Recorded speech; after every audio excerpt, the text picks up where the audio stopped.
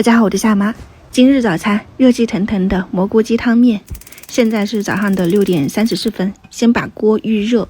周五的早上才是真的好。提前备好的青菜、胡萝卜、口菇。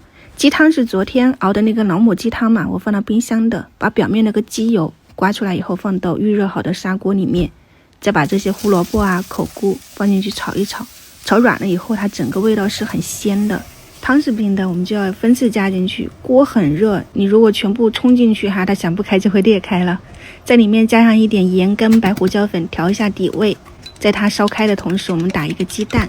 刚好这边的汤也已经热了，就把青菜烫一烫，烫软了以后，这个蛋花也不是一下子冲进去，就像淋蛋絮一样，它打出来的蛋花就很好看。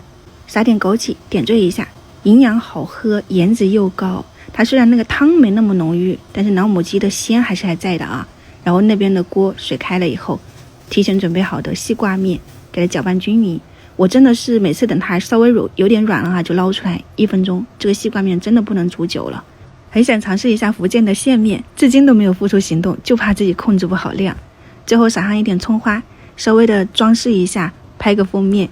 6点54分，我们家的早餐准时开餐。面在这个汤里面又泡了一会儿嘛，端上桌的口感就刚刚好。